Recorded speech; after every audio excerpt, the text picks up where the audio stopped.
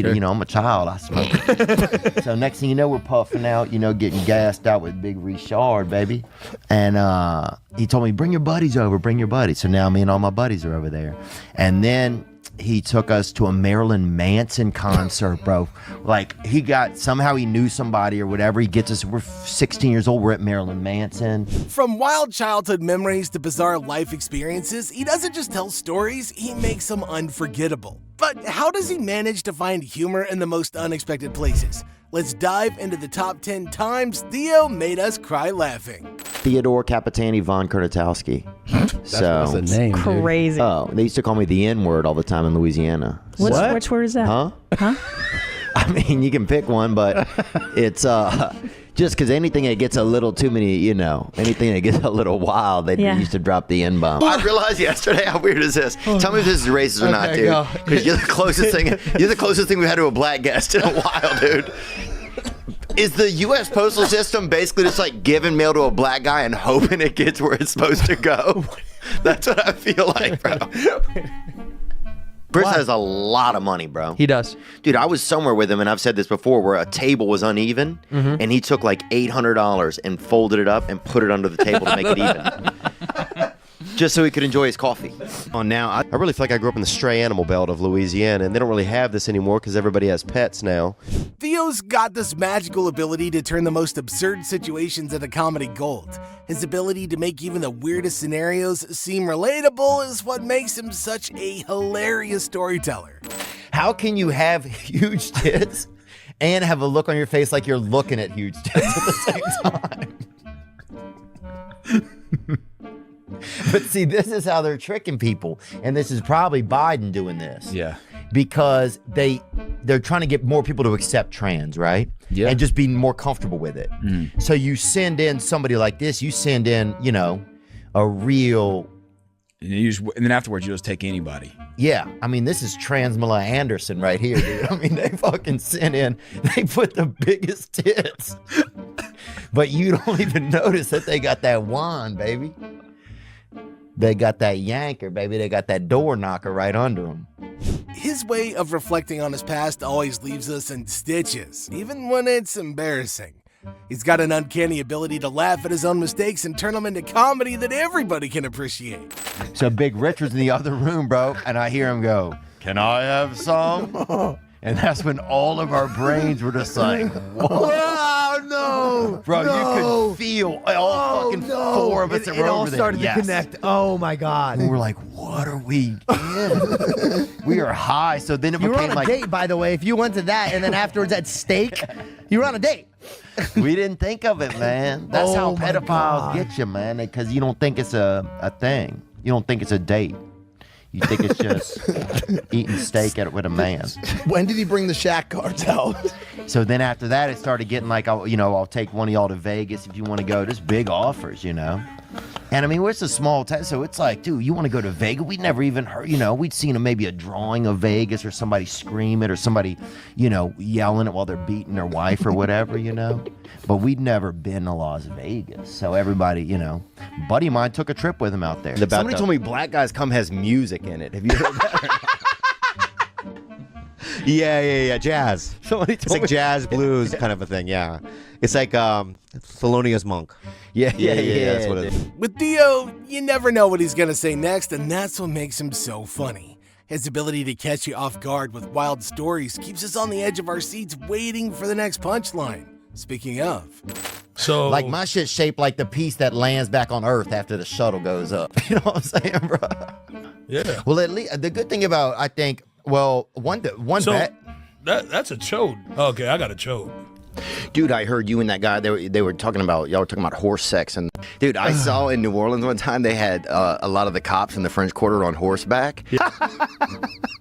Were the cops getting mad? His mix of absurd humor and deadpan delivery creates moments that are both bizarre and hilarious.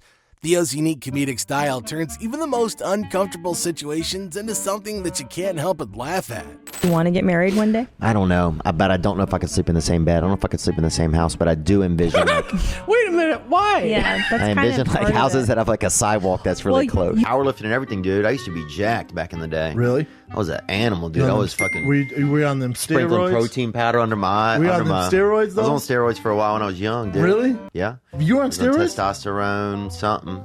Yeah. You just decided to run a stack just to get jacked? Yeah, it was like a southern stack. It was like testosterone and like Crisco or something. And I was gonna say gravy, fucking test and gravy, deca D-ball and fucking fried chicken, Yeah.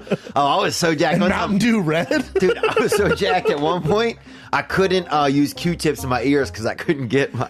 Really? Yeah. Is there pictures online of this? He takes the mundane and makes it laugh out loud funny with his unique perspective. He can take a simple, everyday occurrence and make it sound like the funniest thing you've ever heard. Married to a gay man would be fun because there's a feminine energy to him that would be like almost like having a girlfriend. Oh, it's the kind of thing. largest Pomeranian you can have if you're a woman, is a gay husband. Yeah? Yes.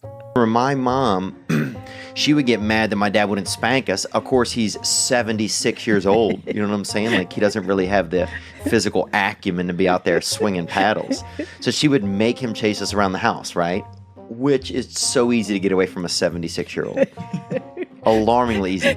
So what we would do is we would go under the bed, and then my dad would like get a belt, and he would like get down to the floor. It would take him 30 seconds to get down onto the floor, right? We'd be under the bed, like screaming like we were scared, but dying laughing. And then he would like stroll the belt under the bed, like try to swing it at us. And we would scream as if we'd been hit, even though we had not. We were literally covering our mouths, like just with laughter, you know?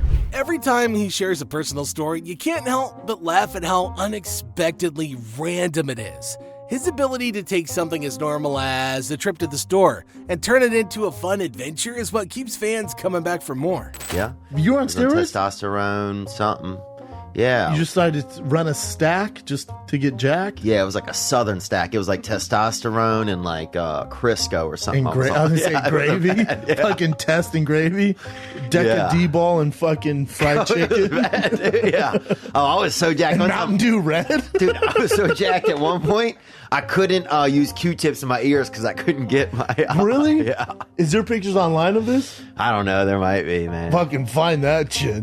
It might be. You were just doing it just to try it out or what? I mean, if you want to really know when I really think back on what I was doing, Yeah, I'd love that. I was just... How old were you, first of all? Yeah, I was... Let me see. 17 or 18. He just has this way of finding humor in situations that most people would find awkward or just straight uncomfortable. He makes us realize the most cringeworthy moments can be a source of fun laughter. Dude, I heard you and that guy, they were talking about, y'all were talking about horse. And, dude, I saw in New Orleans one time they had a lot of the cops in the French Quarter on horseback. Were the cops getting mad? One of them was. You don't want to be the guy where the horse gets done that horse and then he starts you. It kind of been left unattended. What is a water table? And we started telling people that the water was for Asian people only, right? For some people, we'd be like, bro, it's Asians only. And it was like, why?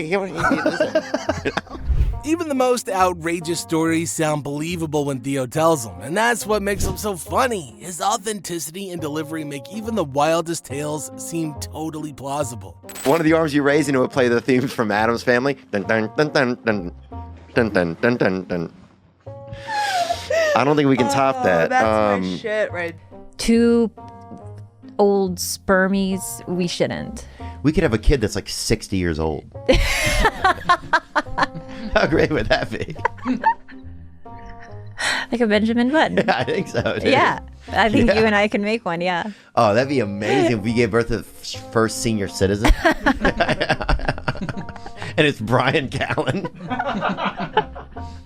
What makes his humor stand out is how he blends chaos with unexpected punchlines.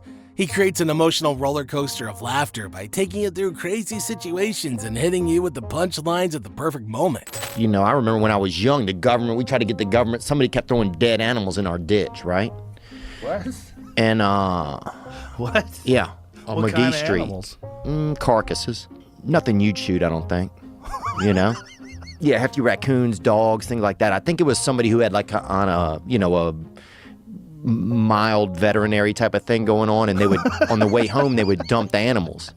And they dumped them in our neighborhood. A mild veterinary thing. Anyway, so we'd call the government and be like, come get these fucking bones out of here. Because, there'd be kids out there fucking playing with them. You got kids out there beating each other with damn tibias and fucking humming caustics at each other and stuff. And, because it's in the ditch. Right. And so, anyway, I was never a big fan of government after that, right? What the fuck did the government ever do with that? With the ditch? What'd you ask me about? Okay. And if we'd have been living in a fancy neighborhood, they would have come and got it. Right. They would have taken care of it. Yeah. Yeah. But this ties back into what we were just talking about, which was, do you remember what that was? Why you moved to Nashville? Yeah. Yeah. So I would never want. Are you going to help us out there? Yeah, to make taxes, Nashville. Yeah. So anyway, I've never had a strong affinity for a lot of government. So anyway, right. I think that was in me since I was a child, So when I started making money, I was like, I don't want to give all my money to the government. His stories are a masterclass in taking something strange and turning it into comedy gold. The guy can make you laugh at the most bizarre moments, all while keeping you engaged and entertained.